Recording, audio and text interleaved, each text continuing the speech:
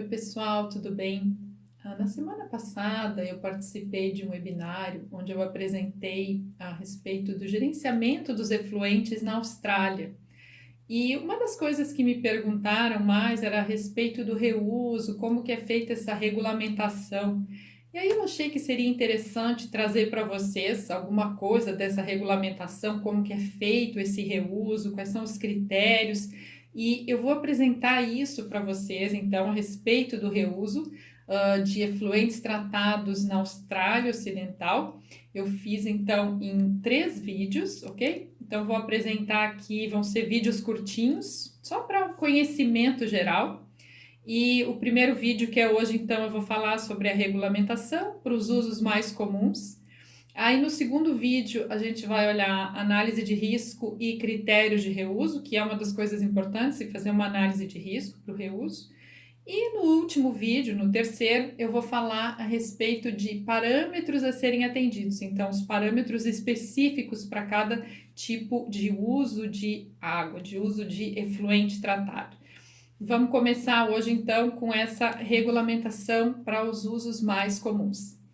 O uso mais comum que se tem aqui realmente é para irrigação. Aqui o clima é super seco, é um clima assim de deserto. As chuvas aqui acontecem mais no inverno, quando não se precisa muita irrigação. E aí, na verdade, né, no verão é quando realmente se precisa irrigação. Tem muitos parques, tem muitos centros esportivos, o pessoal joga muito golfe também. E então o maior uso aqui é para irrigação dessas áreas verdes, para se manter as cidades mais verdes e esses parques, então, né, para uso da população. O que são esses usos que são previstos nessa regulamentação? Então, irrigação pode ser também agricultura e horticultura, não só, né, e irrigação urbana, como eu falei, de parques e jardins, mas sim se tem bastante irrigação para agricultura, certo? Pode ser utilizada para controle de incêndios, para usos residenciais, aí no caso, né, irrigação residencial, não são parques, mas são irrigações de jardins. Lavagens de veículos, também descarga de sanitários e lavagem de roupas. Isso aí tudo está previsto nessa regulamentação para o reuso, ok? Existe também o reuso industrial, que pode ser utilizado aí para supressão de poeiras. Tem vários locais, mineradoras, que tem muita poeira, porque, como eu falei, é um clima muito seco. Então, é comum também se utilizar em locais, principalmente na vila dos trabalhadores, os caminhões passarem ou se ter algum sistema de irrigação para essa supressão de poeiras, ok? Então, essa água também pode ser utilizada para isso. Irrigação de florestas aqui é muito mais para a parte de plantio, né, de madeira, extração de madeira, então se fazer essa irrigação. Usos ambientais aqui, aumento de vazão. Tem muitas áreas de banhados, então se pode utilizar isso para aumentar essa vazão nessas áreas de banhados. E biorremediação de solos contaminados, isso também é uma outra opção. E nas mineradoras, pode ser utilizado no processo industrial, pode ser para irrigação de áreas verdes e, né, a supressão de poeiras, como eu tinha falado, certo? Essa supressão de poeiras também pode ser nas mineradoras e pode ser em áreas urbanas, na parte de quando tem alguma construção que precisa ser feito isso, sim, também pode ser utilizado. Vamos pensar agora no planejamento, porque isso é uma coisa que o órgão quem faz toda essa regulamentação aqui seria como uma secretaria de saúde, certo? Então, é exigido um planejamento a respeito de todo esse reuso. Então, vamos dar uma olhada como que é feito isso. Quando se faz um planejamento, tem que se pensar quem é o fornecedor e quem vai ser o usuário. Isso aí deve estar, então, no planejamento, ok? O que consta nesse plano? Tem que se pensar o seguinte, precisa ser atendido essa política de reuso. Existe uma política de reuso, existe, então, essas regulamentações, certo? Isso tem que estar previsto lá no plano, tem que ser considerado. tem que ter também um plano de comunicação. O que é esse plano de comunicação? A comunidade tem que ser avisada, o órgão ambiental tem que ser avisado se acontece, ou até o próprio, essa própria Secretaria de Saúde precisa ser avisada, se acontece alguma contaminação, se aconteceu, né, algum problema, algum incidente. Então, como vai ser feita essa comunicação? Isso aí tudo tem que já estar previsto nesse plano.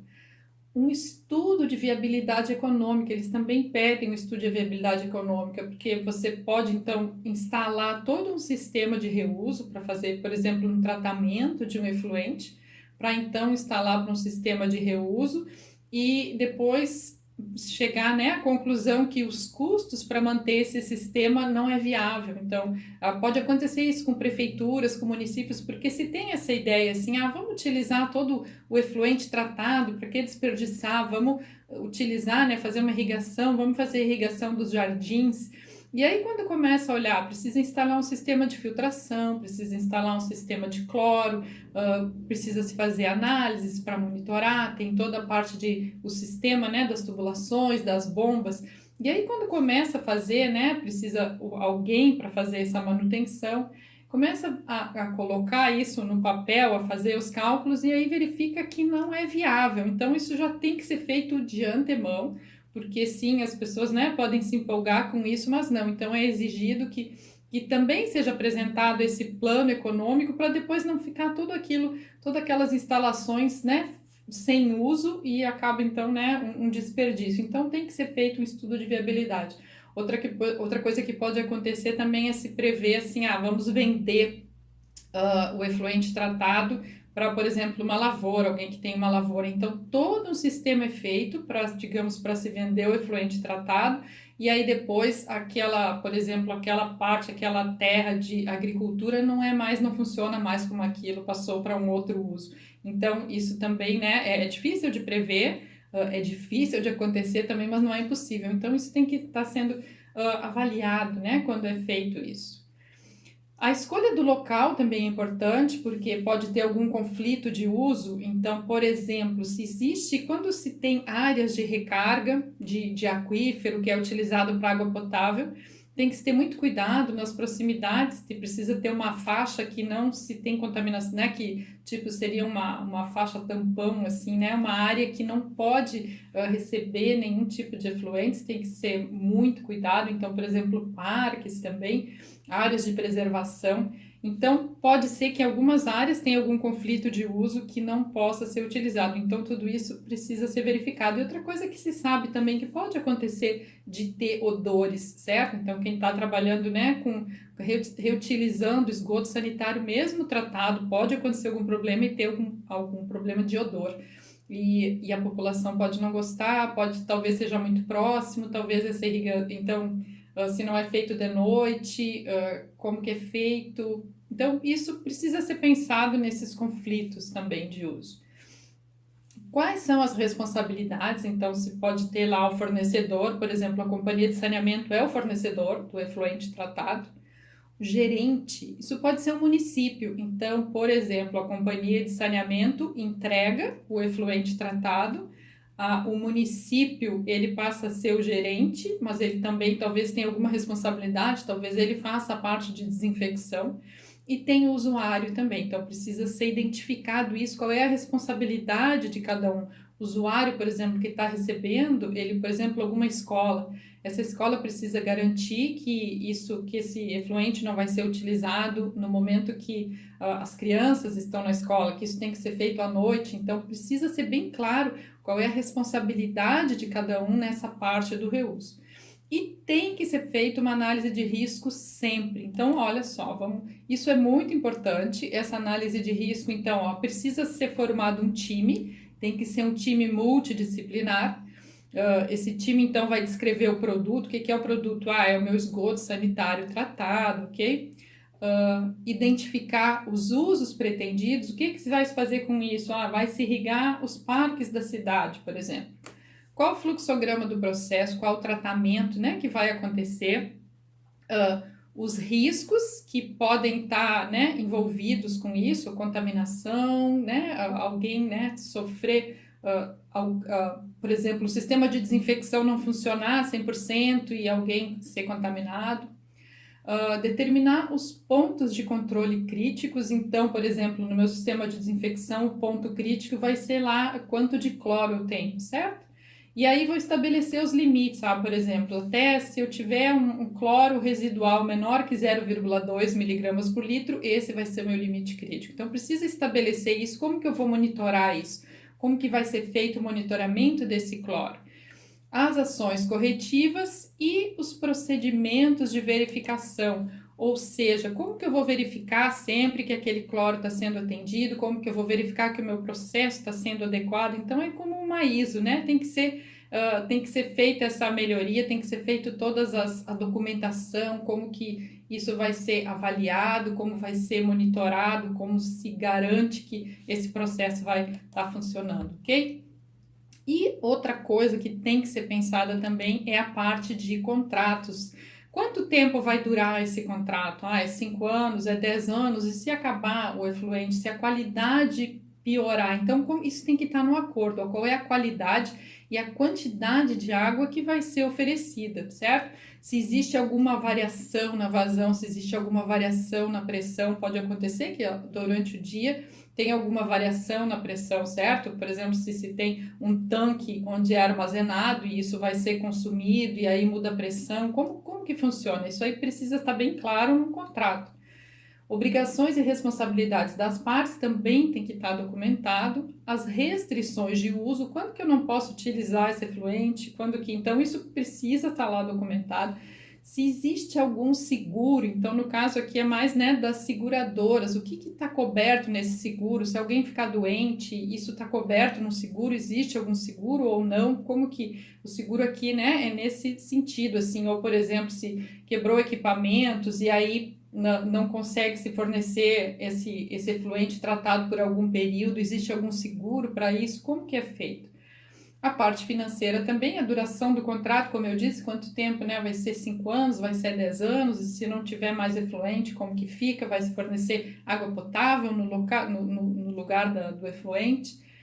E quem é o proprietário das instalações? Então, isso acontece, né? As pessoas se juntam, por exemplo, o município, a companhia de saneamento, e resolvem fazer esse sistema, que é interessante para os dois, mas aí tem que verificar quem é o proprietário, se os dois estão construindo juntos, isso também precisa estar no contrato. Então, vocês veem que são várias coisas que precisam, né, todas estar pensadas ali durante esse processo todo. E o processo, como que acontece com o órgão regulador? Então, a primeira coisa é se discutir com o regulador quais são os usos pretendidos. Então, qual é o nível de risco, como que, olha, eu estou pensando em utilizar esse sistema, né, o meu efluente tratado para irrigar os parques, ou eu estou pensando em fazer nessa comunidade aqui, utilizar o efluente tratado para descarga de sanitários. Então, primeiro se precisa conversar com o órgão regulador e se fazer uma avaliação se isso é viável ou não, ok? Então, primeiro seria uma conversa, isso, né, existindo essa viabilidade, se precisa então aqui apresentar todo o projeto preliminar, que vai ser sujeito a uma aprovação, ok? E tendo essa aprovação, se faz a instalação, se faz a partida operacional e aí é preciso ser feita uma validação, ou seja, precisa se mostrar que aquele sistema funciona. Então, geralmente, né, se precisa durante 6 semanas comprovar que aquele sistema funciona, onde é feita uma série de análises. Então, aquele período, né, de 6 semanas seria um período de validação. E depois a verificação que vai acontecendo. Então, existem relatórios anuais, existem vários relatórios que precisam ser feitos, se precisa também informar quando alguns incidentes acontecem, então existe várias regulamentações, mas basicamente o que se tem é isso, né? Se discute com o regulador e se faz ok, é viável, é possível fazer isso ou não, é muito risco, o regulador vai dar esse retorno, e aí em função disso, então se constrói, se começa a construir o projeto, ok? Que também vai ser sujeito à aprovação. Certo, gente? E então aqui, nesse primeiro vídeo, nessa primeira aula, mostrei para vocês aqui essa parte de regulamentação e no próximo vídeo, então, a gente vai estar falando sobre essa análise de risco, que é muito importante, e quais são os critérios que se tem para o reuso.